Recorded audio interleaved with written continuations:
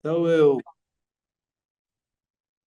saúdo aos irmãos com a paz do Senhor Jesus Cristo, uma alegria inefável participar deste culto, sobretudo em se tratando de uma ceia, e se trata de uma festa espiritual. E a esse respeito, quando eu orava ao Senhor por essa ceia, o Senhor concedeu uma revelação, Espírito Santo de Deus, que nesta tarde, durante a nossa ceia, o Senhor vai erradicar, o Senhor Deus vai erradicar, remediar, prevenir todas as nossas misérias e mazelas que existir na nossa vida e no nosso organismo, no nosso corpo, tanto físico quanto espiritual, e quanto também externo, né? Porque nós também temos uma vida social externa. E então nós vamos pela fé, nós vamos meditar na mensagem que está no Salmo 37, que diz o seguinte: Salmos capítulo 37, verso 25. Salmo 37, verso 25. Diz assim a palavra de Deus: Fui moço e agora eu sou velho, mas nunca vi desamparado o justo, nem a sua descendência ou a sua semente a mendigar o pão. Este salmo, ele também é profético. E nós já podemos contemplar aqui, neste versículo, neste verso, a presença do Pai, porque aqui o salmista fala o justo. Ele define o justo. Então ele fala do Pai. Por que ele está falando do Pai? Porque a própria Bíblia, em várias referências, ela aponta que dentro desse contexto racional humano não existe uma pessoa justa sequer. Não existe.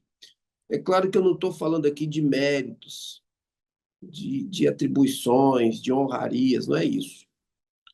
Mas eu estou falando à luz de Deus, em relação a Deus, ao justo. Então não existe. Vamos ver, Coríntios fala isso, Eclesiastes fala a mesma coisa, Romanos, né? Livro de Romanos, todos pecaram e destituíram foram da glória de Deus. Então, o justo aqui, ele fala do Pai. Nós vamos ver também a presença aqui nesse verso do Filho, a operação do Filho, que é a descendência. Quando você fala descendência, você fala do Filho, da prole. Então, ele fala de Jesus, que é o Filho. E o Espírito Santo de Deus, aqui tipificado, simbolizado pelo pão. Pão. Por que o pão? Porque o pão, esse pão aqui, é o pão da vida, não é o pão que perece. E o pão da vida, ele é uma liga indissociável entre o pai e o filho. Quando se une o pai, o filho, daí nós temos o pão, que é a obra perfeita de Deus, que fala do sustento, da previdência, da providência, que é o pão. Então, nós temos aqui: nunca vi desamparado o justo, nem a sua descendência, o filho, mendigar o pão. Então, ele aponta profeticamente para a pessoa do Senhor Jesus. Por quê? Porque a pessoa do Senhor Jesus. Porque dentro de um contexto humano, racional, nós, pela fé, cremos que Jesus foi justo. Ele não pecou. Nós não vamos ver nenhuma referência com base, tanto bíblica, que ele tenha pecado. No entanto, alguém pode até falar, mas o Senhor Jesus teve um momento em que ele se sentiu isolado. Foi na cruz do Calvário, porque em momento nenhum o Pai o desamparou, o deixou abandonado, isolado.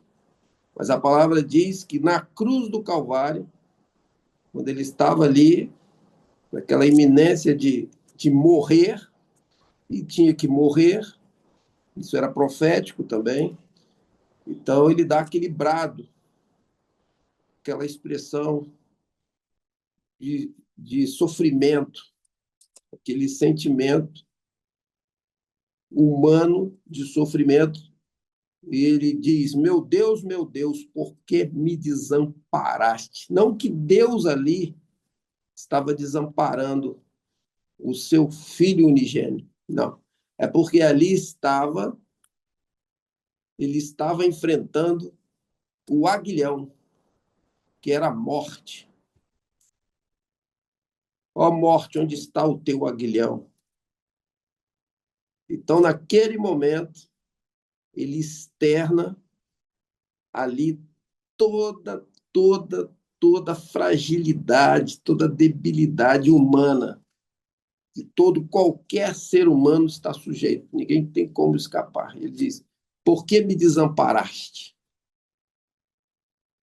Mas ele morre, e a palavra diz: tragada foi a morte na vitória, porque ele ressurge, ele ressuscita. Ele ressuscita e ele então ele reina para todo sempre e ele está vivo para sempre. E ele está vivo não é porque nós estamos falando, nós falamos aquilo que o Espírito Santo de Deus testifica. Só diz que Jesus está vivo, que ele reina, que ele está presente. Quem crê no Espírito Santo do Senhor Jesus Cristo. Então, meus irmãos, quando o salmista fala: fui moço, agora sou velho, mas nunca vi desamparado o justo, nem a sua descendência, a descendência dos justos, esses sim são os que são justificados pelo justo. Então, a descendência do justo é aquele que é justificado pelo justo. Então, nós não somos justos, nós estamos sujeitos ao pecado, mas Jesus morreu na cruz, ele ressuscitou, derramou o seu sangue, que é o seu Espírito Santo, e todos aqueles que creem em Jesus como seu Salvador, somos justificados em Cristo e passamos, então, a ser descendência dele, descendência do Pai. Por isso que toda a operação de Deus nas nossas vidas, seja nos momentos favoráveis, nos momentos de misérias, de mazelas, de dificuldades que todos nós estamos sujeitos, sempre haverá no nosso coração um brado de glória a Deus, de aleluia, louvado, glorificado seja o nome do Senhor. Jamais vamos amaldiçoar o Senhor. Jamais. Por quê? Porque a descendência do justo não mendiga o pão. A descendência do justo não esmola o pão. Nós não vivemos de caridade alheia do pão da vida, porque Jesus é o pão da vida. Ele é o pão da vida. Então, a igreja, a descendência do justo, ela não mendiga o pão da vida. Ela tem o pão da vida. E como que nós somos descendência? De que forma que nós somos a descendência? Nós sabemos que dentro da concepção humana, né, a descendência, ela surge como? A necessidade. A necessidade da fecundação ali, da carga genética masculina e da carga genética feminina. E levando isso para um lado espiritual, nós vemos no exemplo do próprio nascimento do Senhor Jesus. Não é isso? Maria começou a ter sintomas e sinais de gravidez, e ela estranhou, ficou preocupada, envergonhada. José, quando soube, teve aquela reação para não querer difamá-la, pensou até em desaparecer, em se esquivar ali, até para preservá-la, mas um anjo vem e diz: José, em sonhos, não temas, porque o que está sendo gerado nela é fruto do Espírito Santo, e ele será chamado Emanuel. Então, ali, irmãos, estava profeticamente também anunciando para a igreja. A igreja. Por quê? Porque a palavra de Deus diz que a noiva é a igreja e o noivo é Jesus. E é por isso que igreja é um mistério, por isso que nós estamos reunidos aqui, isso que nós, essa nossa reunião aqui, ela é um mistério. Por isso que ela subsiste aí durante todos esses anos, é um mistério. Por quê? Porque quando essa igreja ela se une com o noivo, que é Jesus, o Espírito Santo de Deus opera. E quando o Espírito de Deus opera, a igreja gera, é a nova criatura. Por isso que a nossa maior alegria, se é que nós podemos falar de maior alegria, mas eu tenho muito essa experiência. Não é quando resolve um problema, não é quando nós estamos livres de alguma coisa que tem nos preocupado, nos entristecido, mas a maior alegria da igreja é quando um pecador se arrepende, quando alguém aceita Jesus como seu suficiente Salvador, que é o também esse trabalho maravilhoso que tem sido feito aqui nessa nossa igreja. Então, meus irmãos, aquele Jesus que o Espírito Santo de Deus gerou em Maria, ele morreu. Mas não temos dúvida. A Bíblia diz que ele morreu, a história diz que ele morreu. E ele ressuscitou. E ele reina. Mas o Jesus Cristo, o Salvador, que o Espírito Santo de Deus gerou em nós, esse vive eternamente, esse não morre. Esse não morre. Então, o Jesus que Maria gerou morreu, foi crucificado. Mas o Jesus Cristo que o Espírito Santo de Deus tem gerado na vida da igreja, nas nossas vidas, nas vidas daqueles que têm entendido, né, aceitado, entregado a sua vida ao Senhor, esse Jesus vive e reina para todo sempre, por isso que ele é digno de todo louvor, toda honra, toda glória. Então, encerrando a mensagem, jamais fui moço e agora sou velho, já nunca vi o justo desamparado, nem a sua descendência a mendigar o pão. Ora, meus irmãos, se a igreja, se nós não mendigamos o pão da vida, nós vamos mendigar o pão da padaria. Se nós não mendigamos, não pedimos esmola, não vivemos à custa alheia do pão vivo, eu sou, Jesus diz, eu sou o pão vivo que desceu dos céus. Vossos pais comeram do maná no deserto e todos pereceram.